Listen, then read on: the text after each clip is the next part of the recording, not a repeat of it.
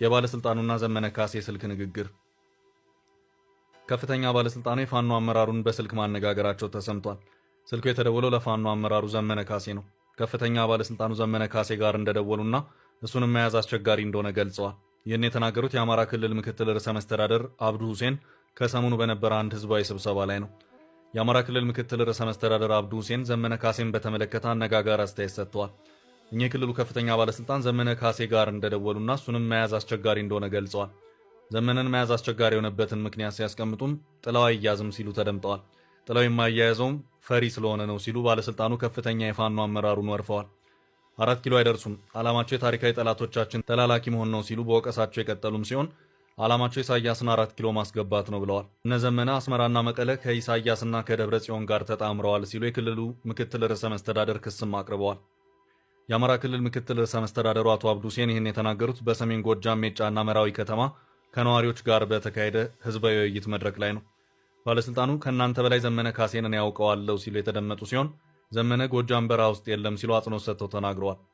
የነ ዘመነ ካሴ ትግል የኤርትራው ፕሬዝዳንት ኢሳያስ አፈወርቂን 4 ኪሎ ማስገባት ነው ያሉት ከፍተኛ የመንግስት ባለስልጣኑ ይህንንም ሲያስረዱ የአባይ ጉዳይ አክትሟል፣ የሚቀረ የባህር በር ነው ብለዋል። የባህር በር በዚህም ይሁን በሌላ ከተገኘ የኤርትራ ጉዳይ አከትማል ያሉት የአማራ ክልሉ ምክትል ርዕሰ መስተዳደር ይህም የሀገርነቷ ጉዳይ አከትማል ማለታችን ሳይሆን ተፈላጊነቷ ያከትማል ነው ሲሉ አስረድተዋል። የነዘመነ ትግልም ይህ እንዳይሆን ነው ሲሉ ከፍተኛ የመንግስት ኃላፊው ተችተዋል። ይህ ክስ የቀረበባቸው ዘመነ ካሴ ከጎጃም የፋኖ እንቅስቃሴ ጋር በተያያዘ ስማቸው ጎልቶ የሚነሳ ነው። በአማራ ክልል ሰሜን ጎጃም ዞን መራዊ ውስጥ ተወልደው ያደጉት ዘመነ ካሴ የአማራ ፋኖ በጎጃም ሰብሳቢ ናቸው። ከ2 ዓመታት በፊት የፋኖ ታጣቂዎች ከመንግስት ኃይሎች ጋር ጦርነት ውስጥ ሲገቡ ዘመነ የአማራ ህዝባዊ ኃይል በሚል ያደራጁትን ቡድን ይዘው ወደ ጫካ ገብተዋል።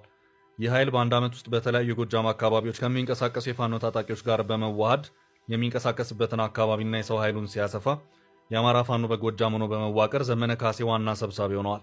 የትግራይ ጦርነት ማብቃትን ተከትሎ የፌዴራል መንግስቱ በአማራ ክልል ውስጥ ያሉትን የታጠቁ ኃይሎች ትጥቅ ለማስፈታትና የክልሉን ልዩ ኃይል ለመበተን መወሰኑን ተከትሎ የተቀሰቀሰው ግጭት ክልሉን ቀውስ ውስጥ ካስገባ 2 ዓመታት ተሻግሯል። የመንግስቱን ውሳኔ ተቃዋሚ ልዩ ኃይል አባላትና የፋኖ ኃይሎች ከ2 ዓመታት በፊት ያደረጉት እንቅስቃሴ ያልተጠበቀ ሁኔታን ፈጥሮ ነበር። በዚህም የክልሉ አስተዳደር ታጣቂው ኃይል ከአቅሙ በላይ መሆኑን በመግለጽ የፌዴራል መንግስቱን ጣልቃ እንዲገባ መጠየቁ ይታወሳል። ይህ በአማራ ክልል በመንግስትና በፋኖ ታጣቂዎች መካከል የሚካሄደው ግጭት ከጀመረ 2 ዓመታት ሆኖታል። የፌዴራል መንግስቱ የፋኖ ኃይሎችን ለመቆጣጠር 10 ወራት የቆየ አስቸኳይ ጊዜ አዋጅ ደንግጎ ሰራዊቱን አሰማርቶ ቆይቷል።